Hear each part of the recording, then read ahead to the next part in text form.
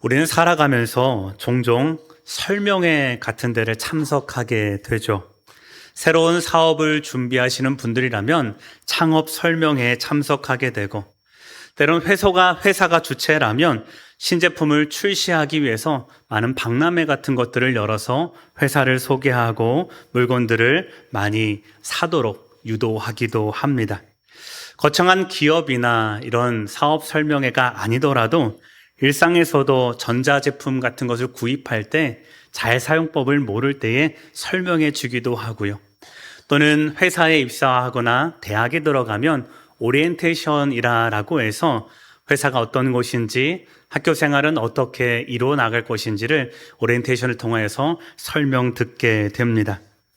왜 이런 것들을 자주 설명하고 또 설명을 듣느냐 하면 좋은 제품 또는 좋은 학교, 좋은 무리군들을 잘 소개해서 좋은 가치를 좋은 가치답게 잘 사용할 수 있도록 안내하는 것이죠.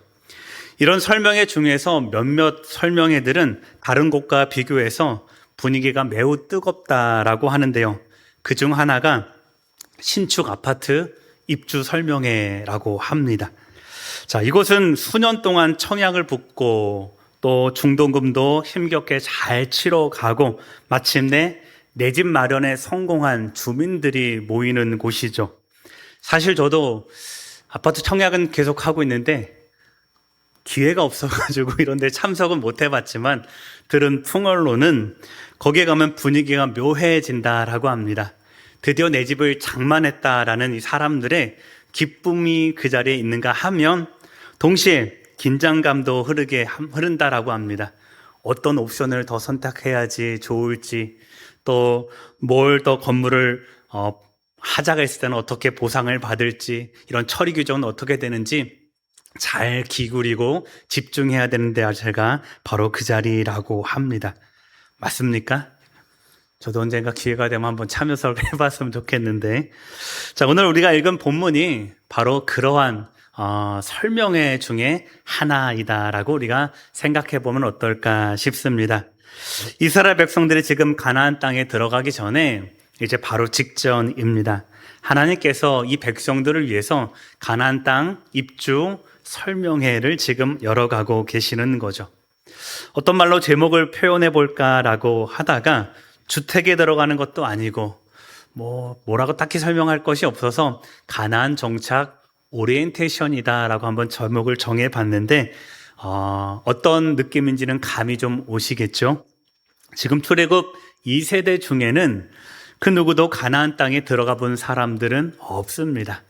1세대 중에서 남은 몇몇 아주 소수만이 가나안 땅을 밟아봤을 뿐 2세대는 광야에서 태어나고 거기서 자랐기 때문에 가나안 땅에서 너무나도 궁금한 게 지금 많이 있을 겁니다.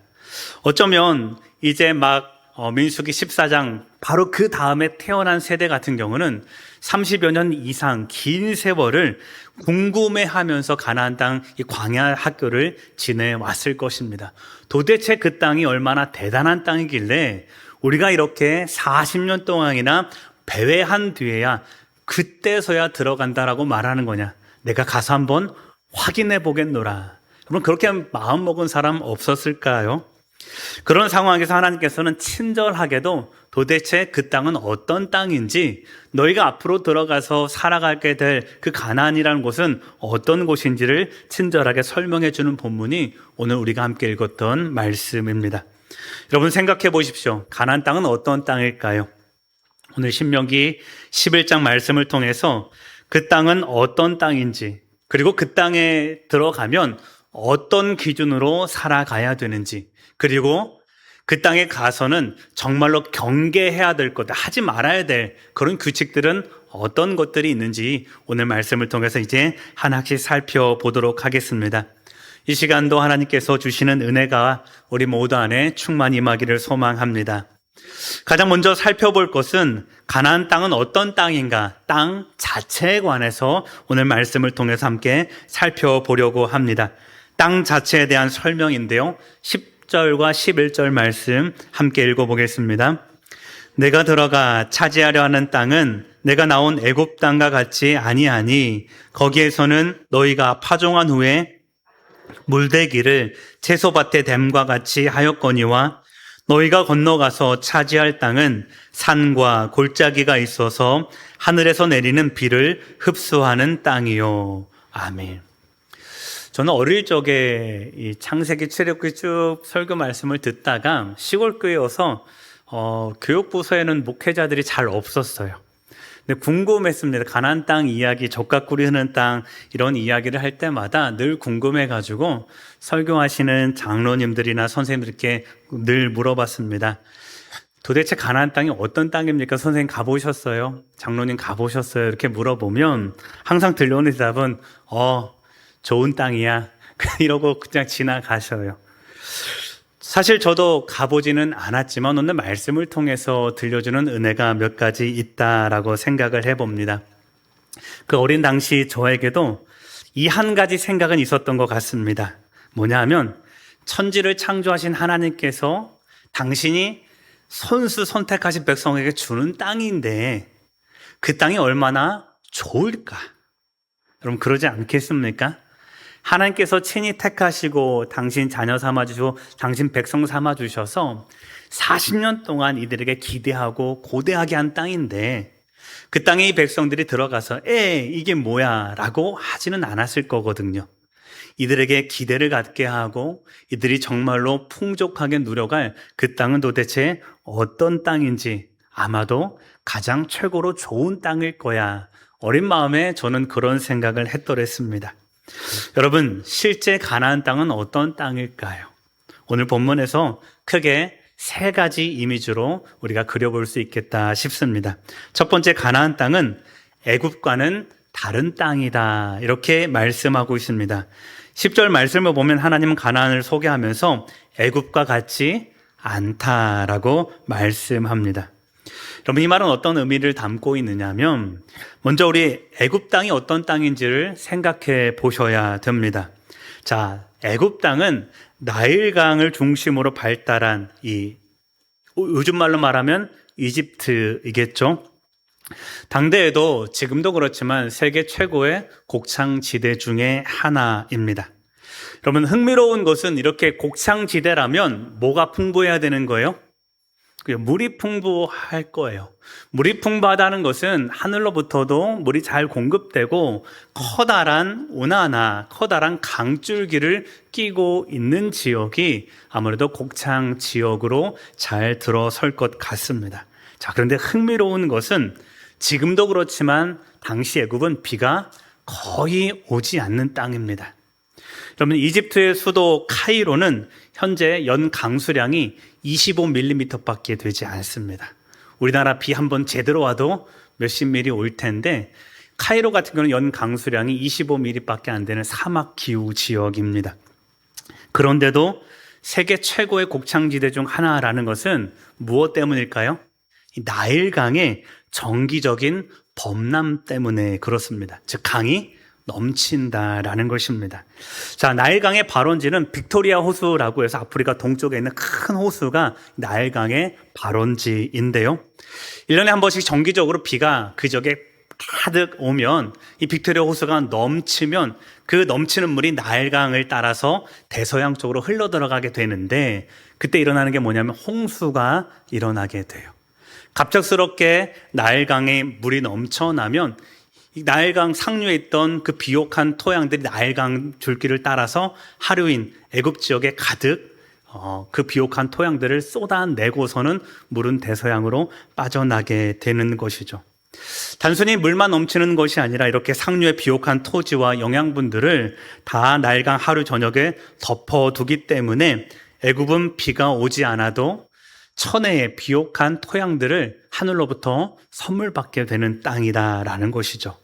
그래서 애굽에 어떤 학문이 발달되냐 하면 도대체 이 나일강이 언제쯤 범람하게 될까라는 이 천문학이 발달이 되고요. 나일강 물을 끌어와서 사용되니까 관계시설과 측량술이 이 이집트의 애굽 땅에 발달하게 되었습니다. 10절 말씀에 보면 이런 말씀이 나옵니다. 파종한 후에 발로 물대기를 채소밭에 댐과 하였다. 보이십니까? 바로 이 표현이 나일 강물을 어떻게 끌어올 수 있는지를 표현해 주는 말입니다. 한마디로 애굽이라는 곳은 사람이 하늘을 쳐다보지 않아도 되는 땅입니다. 비가 언제 오려나 하늘을 보면서 전전긍긍하지 않아도, 다른 말로 하면 우리 믿는 사람들 입장에 보면 하나님 없어도 적당한 물이 있고 1년에 한 번씩 비옥한 토지가 하늘에서 내리는 선물처럼 그 땅에 펼쳐지는 천혜의 곡창지대가 어디라고 하는 겁니까? 애굽 지역이다라고 가리키는 말입니다.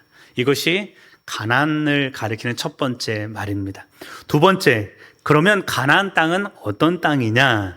이것이 가나안에 대한 두 번째 설명인데요. 가나안은 하늘의 은혜를 기다리는 땅이다. 이렇게 설명해 볼 수 있겠습니다. 조금 전에 첫 번째는 가나안은 어떤 땅입니까? 애굽과는 다른 땅이다라고 하면 애굽을 한번 살펴봤다면, 그럼 가나안 땅은 어떤 땅이냐?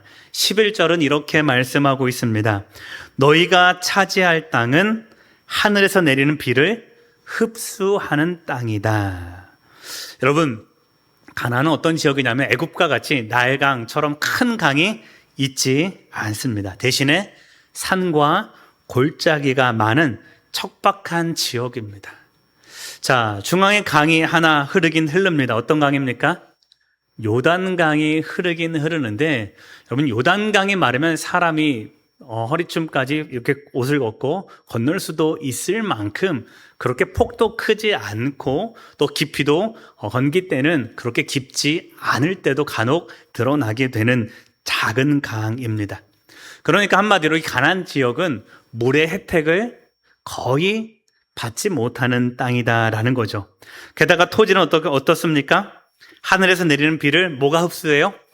땅이 흡수하는 거예요. 그 밑에 토양은 석회질 구조입니다.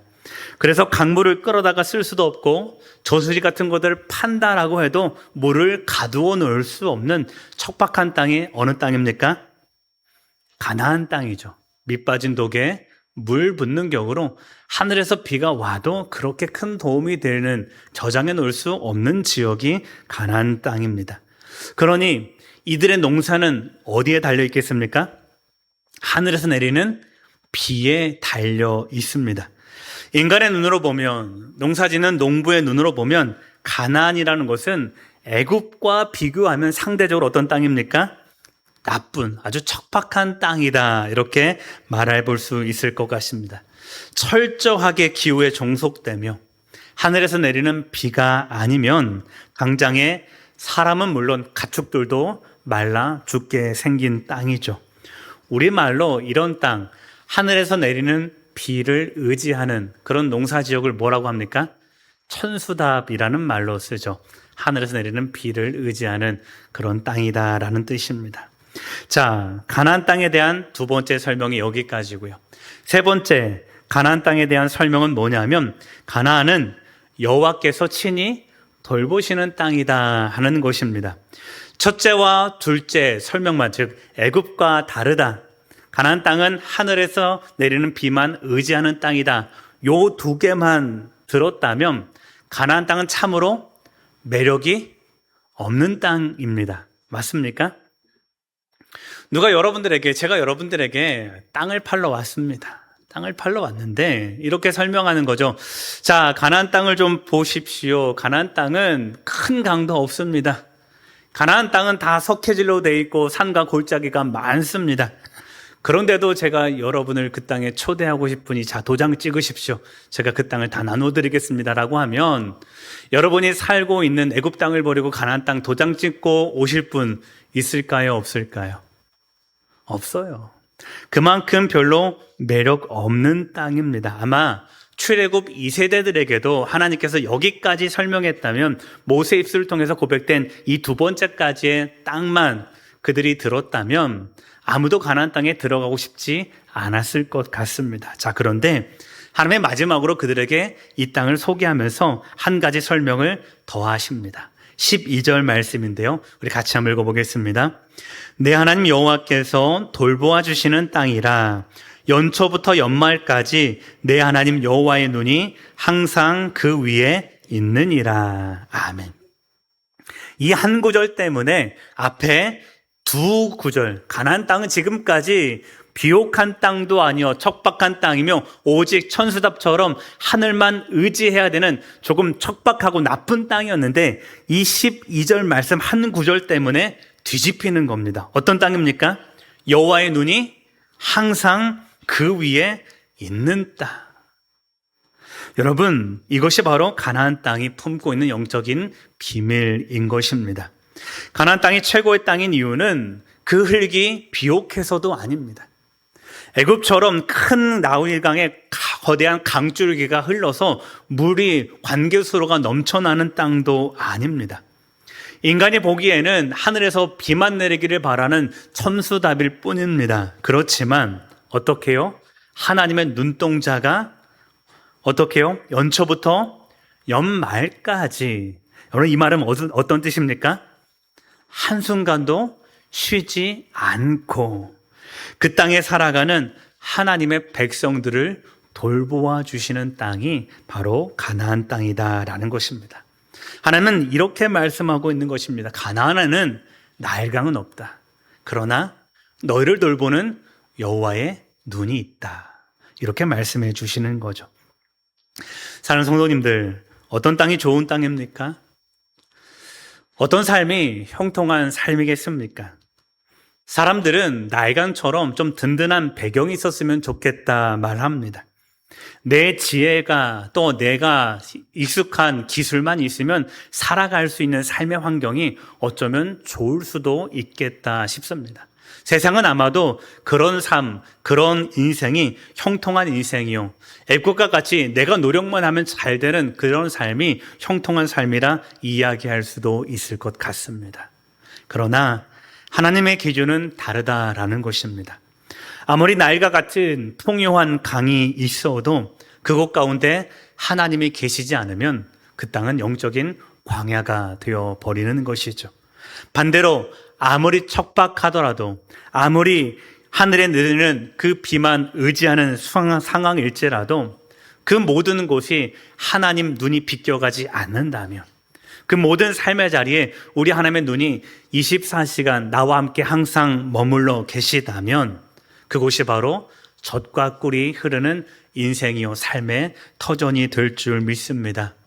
결국 좋은 땅이란 환경이나 조건이 아니라 내 하나님이 나를 보고 계시느냐, 오늘 우리 하나님이 나와 함께 머물러 계시느냐, 그 하나님이 확인되는 자리가 오늘 성도들이 탐해야 되는, 아니 탐이라면 좀 그런가요? 오늘 성도들이 갈망해야 되는 안식처요 형통한 삶의 자리인 줄 믿습니다. 사는 성도님들, 하나님은 오늘 우리에게도 동일하게 말씀하십니다. 조건이 부족하다고 낙심하지 말라. 삶의 형편이 조금 누추해도 그것 때문에 근심하지 말라. 너희에게는 혹 나일강이 없을 수 있다. 그러나 너희에게는 나 여호와가 있다. 사는 성도님들, 이 믿음의 눈으로 우리 삶의 자리를 돌아보실 수 있는 우리 성도의 삶 되었으면 좋겠습니다. 형통함이란 우리 하나님이 보일 때, 형통함이란 우리 하나님이 척박한 내 인생 가운데 머물러 계실 때, 그때 만날 수 있는 것입니다. 그것을 위해서 늘 기도하며 하나님의 형통함을 온전히 누려가는 복된 인생들 되시기를 주님의 이름으로 축복합니다. 하나님이 설명하시는 두 번째 가나안의 삶은, 그러면 가나안에서 어떻게 살아가야 되느냐 하는 문제를 다루고 있습니다. 13절과 14절 말씀입니다. 함께 읽어보겠습니다. 내가 오늘 너희에게 명하는 내 명령을 너희가 만일 청종하고 너희 하나님 여호와를 사랑하여 마음을 다하고 뜻을 다하여 섬기면 여호와께서 너희의 땅에 이른 비, 늦은 비를 적당한 때에 내리시리니 너희가 곡식과 포도주와 기름을 얻을 것이요. 아멘. 가나안 땅을 말씀드리면서 애굽과 다르다. 가나안 땅은 오직 하늘에서 내리는 비를 의지해야 되는 땅이다. 자, 이렇게 말씀드렸는데 그러면 대책 없는 그 땅에서 이 백성들은 어떻게 살아가야 되느냐? 그러면 그것이 두 번째로 말씀하시는 하나님의 의도입니다. 자, 이들이 어떻게 살아가야 될까요? 농사기술을 잘 연마하면 될까요? 관계시설을 애굽처럼 잘 뚫어 놓으면 되겠습니까? 아니면 물이 빠지지 않는 저수지를 더욱더 견고하게 만드는 기술을 이들이 늘 염두에 두고 그것들을 만들어 두면 될까요? 아니죠. 하나님께서는 가나안 땅을 설명하면서 농사기술을 이야기하지 않습니다. 가나안 땅을 이야기를 하면서 씨를 뿌리고 어떻게 밭을 갈지 그거 설명해 주지 않습니다. 그럼 무엇을 설명해 주시냐면 하나님께서 들려주는 가나안 땅의 생존법이 뭐냐 하면 바로 나와의 관계를 온전히 유지하라라는 영적인 법칙만을 들려주고 계시다는 사실을 우리가 기억해 보셨으면 좋겠습니다. 13절을 보십시오. 하나님이 지금 이스라엘 백성들에게 무엇을 원하고 계시냐 하면 여호와를 사랑하여 마음을 다하고 뜻을 다하여 섬기라 말씀하고 있습니다. 즉 하나님께서는 하나님과의 관계가 가나안 땅에서의 삶의 방식이다. 이렇게 들려주고 있는 거죠. 여러분 생각해 보십시오. 애굽에서 잘 살려면 뭐가 필요할까요? 애굽에서 잘 사는 방법은 뭐가 필요할까요? 나일강을 의지하면 돼요. 나일강에서 풍요를 경험하고 거기에서 어떻게 나의 채소까지 물을 댈지 그것들을 잘 연구하면 됩니다. 비가 오든 비가 오지 않든 그들에게 별 관계가 없습니다. 강에서 물만 잘 끌어오는 그런 능력만 있으면 됩니다. 범나 많은 시기를 잘 맞춰서 잘 피난만 다니면 됩니다. 자, 그러나 가나안은 다릅니다. 거기서는 하나님을 떠나서는 살 수가 없습니다. 왜요? 비를 내리시는 분이 하나님이시고 비를 멈추시는 분도 하나님이시고 햇볕을 주시는 분도 하나님이시며 곡식을 거두게 하시는 분도 오직 하나님이시기 때문입니다. 그렇기 때문에 그 땅에 들어갈 이스라엘 백성들이 하나님과의 관계가 무너지면 어떻게 되는 겁니까? 더 이상 그 땅 가운데서 살아낼 수가 없는 것이고요. 반대로 하나님과의 관계가 온전히 이루어지면 하나님 백성의 삶도 안전해지는 삶. 여러분 그것이 하나님이 그 땅에 들어간 이스라엘 백성들에게 원하시는 삶의 모습이요 삶의 방향입니다. 여기서 중요한 것이 있습니다. 하나님께서는 그 관계의 척도를 뭘로 삼으시겠다 말씀하시는 겁니까? 뭘 보시겠다는 거야 하나님이? 너희의 마음을 보시겠다라는 겁니다.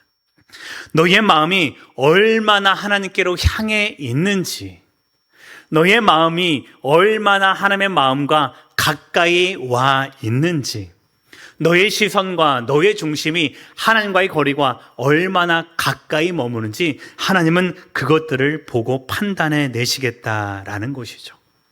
여러분 그래서 역사서에서는 이거부터 시작해서 역사에서는 뭘 보시는 하나님이라고 나오냐면 중심을 보시는 하나님이 그래서 여기에서 탄생하는 말이 되는 겁니다. 여러분 그 결과 하나님께서는 마음이 가까이 하고 또 마음이 멀리 있고 그 일들을 판단하시고는 뭘 선물로 주시냐면 이른 비와 늦은 비를 선물로 주시겠다 약속하시는 겁니다. 자, 이른 비란 무엇입니까? 이스라엘 백성들 가나안 땅의 농사는요 가을부터 시작이 됩니다. 우리로 계절 말하면 가을 10월 11월부터 시작이 됩니다. 자, 이들의 여름은요 비가 안 오는 계절입니다. 건기입니다. 그래서 바짝 말라가지고 웬만해서는 이 석회질 땅이기 때문에 웬만해서는 그 땅이 잘 파지지 않습니다. 그 단단하게 얽혀있는 그 땅을 대신에 이른비가 내리면 어떻게 되는 겁니까? 가을비가 풍족하게 내리면 이제 그때부터 갈아 엎을 수 있는 땅이 되는 겁니다. 그래서 농사를 짓기 위해서 메마른 땅을 부드럽게 해주기 위한 축복의 비를 이른비라고 부르는 것이고요. 반대로 늦은 비는요, 이듬해 3월과 4월 달에 내리는 비를 늦은 비라고 말합니다. 그때는 뭐 하는 계절일까요? 추수하는 계절이에요. 추수하기 전에 비가 풍족히 내려서 곡식이 연그는 데에 아주 수분을 잘 보충할 수 있도록 하늘로부터 풍족한 비가 내리면 이제 5월과 6월에 추수하기 좋게 이게 수분이 충족되는 그런 축복된 비를 늦은 비라고 부르는 것입니다.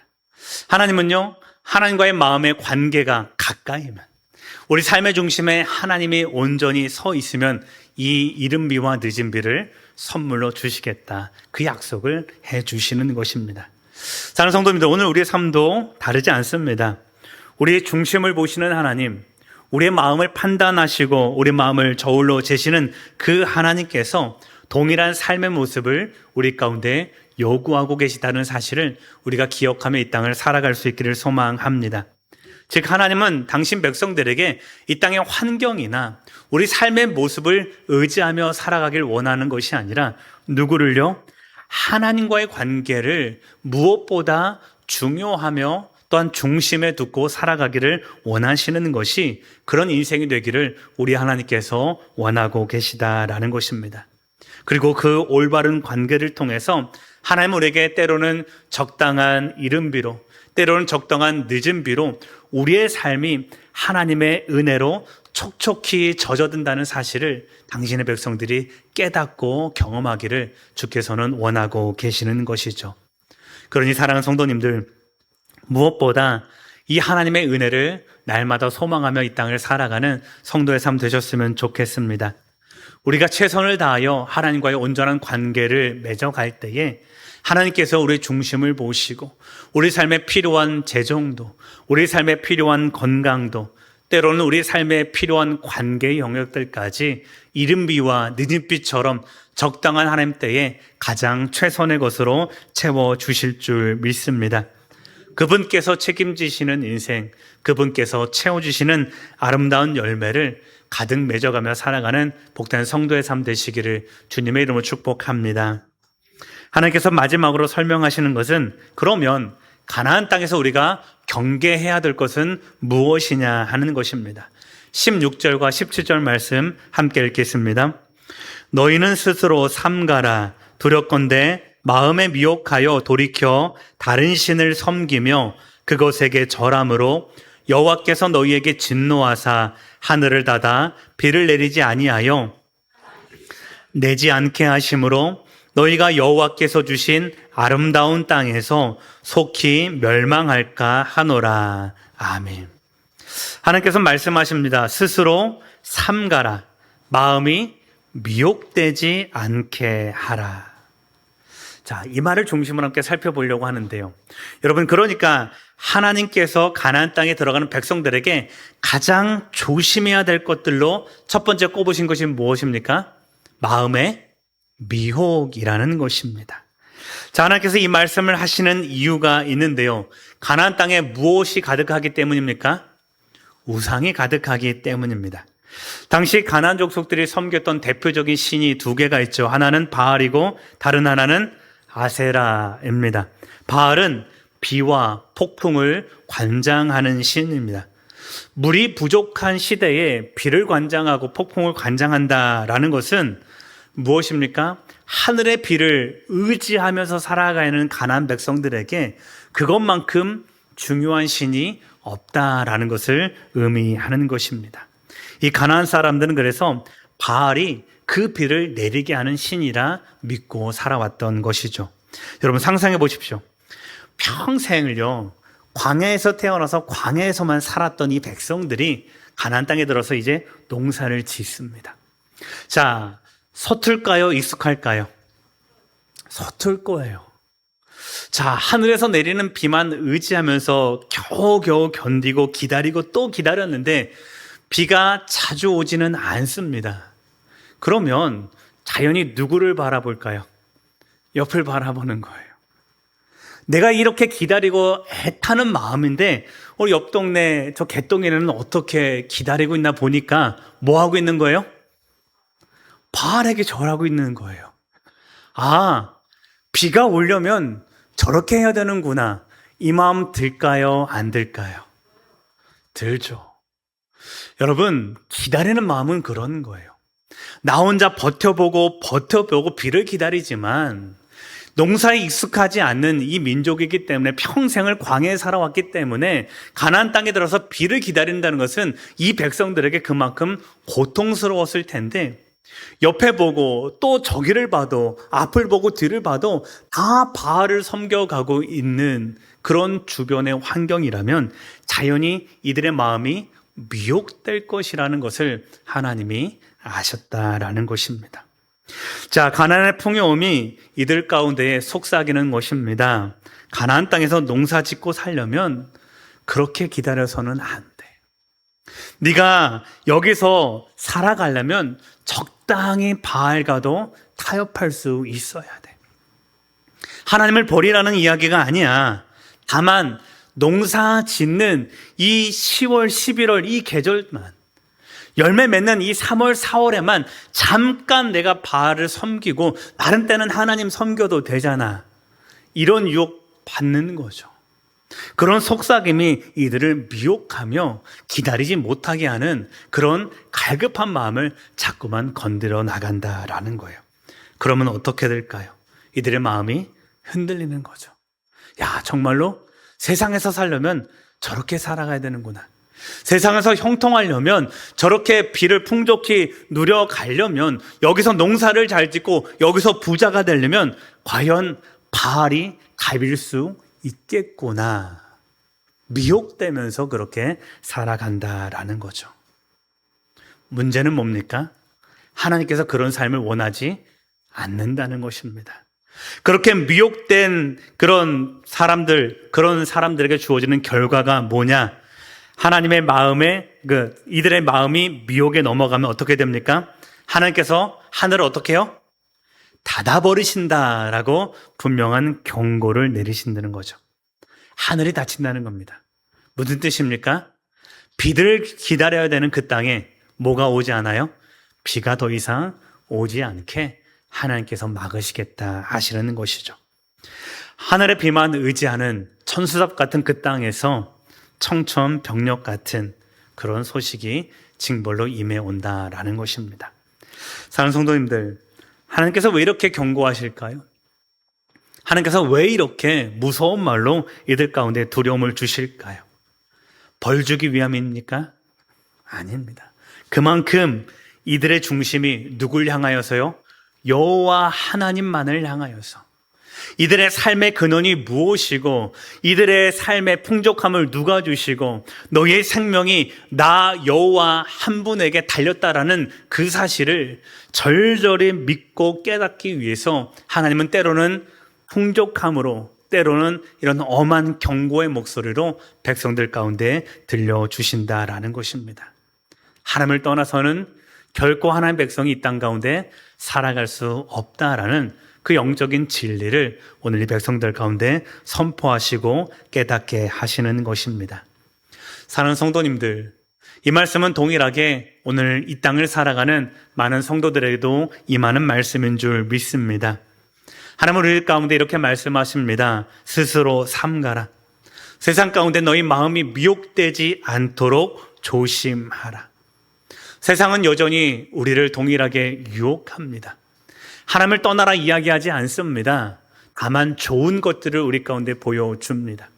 하나님을 배반하라 이야기하지 않습니다. 그러나 하나님과 나 사이에 혹할 만한 그 어떤 것들을 집어넣고 한번 경험해보라, 그 이야기를 해 나아가고 있습니다. 사랑하는 성도님들, 우리의 눈은 무엇을 바라보고 있습니까? 우리의 중심에는 누구를 담아내고 이 땅을 살아가고 계십니까?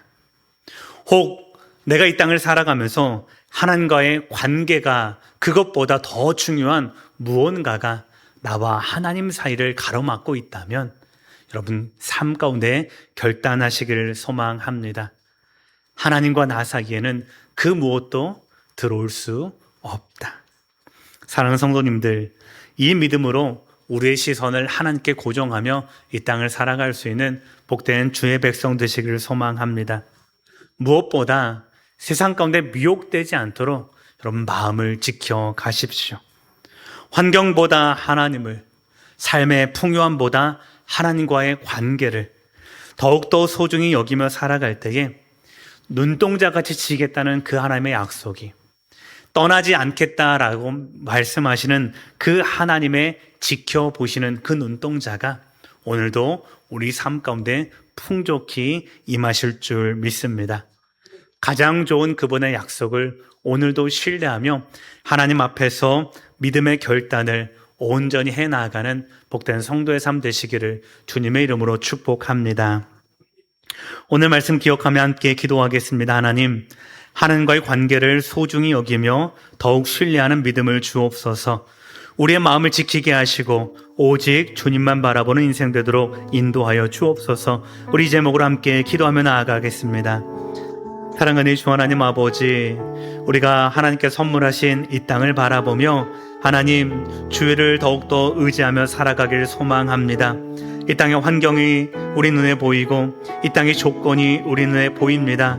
그러나 하나님, 그것보다 아버지께서 나와 함께 계시다는 그 사실을 더욱더 귀하게 여기며 살아가는 주의 백성 될 수 있도록 인도하여 주시옵소서. 하나님, 우리 마음이 온전히 주를 향하여 있기를 소망합니다. 마음을 다하고 우리의 성품을 다하고 우리 힘을 다하여 날마다 하나님과 더욱더 가까이 나아가길 소망하오니 주여, 우리의 중심을 붙잡아 주시고 세상 가운데 우리 눈과 우리의 관심을 돌리는 것이 아니라 오직 하나님만이 나의 주요 나의 생명의 주님이시라는 사실을 더욱더 믿고 고백하며 그 앞에 엎드려 경배할 수 있는 복된 주의 백성 될 수 있도록 우리 주님 역사하여 주시옵소서. 하나님, 나의 마음이 세상의 풍요와 유혹 가운데 흔들릴 때가 있습니다. 그러나 하나님, 우리 마음이 미혹되지 않도록 우리의 중심이 날마다 하나님만을 향하여 있을 수 있도록 주께서 우리를 붙잡아 주시옵소서. 그리하여 우리를 유혹하는 세상의 많은 풍족한 가치들을 하나님 아버지 잠시 내려놓게 하시고 그것보다 생명의 근원 되신 우리 여호와 하나님을, 오늘도 눈동자같이 살피시는 우리 하나님을 더욱더 가까이 함으로 생명의 근원이 그에서 남이라 하시는 아버지의 말씀을 온전히 깨닫고 살아가는 하나님 백성 될 수 있도록 우리를 지키시고 인도하여 주시며 하나님, 오늘도 우리와 동행하여 주시옵소서. 사랑과 내 주 하나님 아버지, 오늘도 우리를 붙드시고 인도하시는 하나님의 형통함의 이끄심을 우리가 믿고 은혜 가운데 고백합니다. 우리 눈에는 세상이 보입니다. 우리 눈에는 세상 사람들의 풍족한 가치가 보입니다.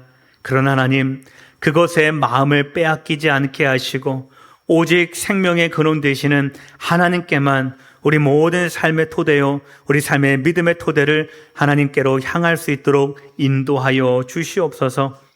그리하여 주께서 허락하시는 이른 비와 늦은 비의 축복을 날마다 삶의 자리에서 경험하게 하시고 우리를 형통하게 하시고 우리를 날마다 아름다운 삶으로 이끌어내시는 아버지의 이끄심을 따라 오늘도 믿음의 걸음을 한 걸음 한 걸음 내디딜 수 있는 주의 백성 될 수 있도록 인도하여 주시옵소서. 이 땅을 살아갈 때에 무엇을 중심으로 살아가야 되는지, 무엇을 경계하며 살아가야 되는지, 우리가 살아가는 이 땅의 본질이 무엇인지를 다시 한번 깨닫게 하셨으니 이 말씀을 묵상하고 다시 한번 깨달아 우리가 살아가는 삶의 가치들을 날마다 새기며 하나님께만 붙들리는, 하나님께만 집중하는 주의 백성 될 수 있도록 날마다 깨닫게 하여 주시옵소서. 감사하며 축복하며 존귀하신 예수님 이름으로 기도드립니다. 아멘.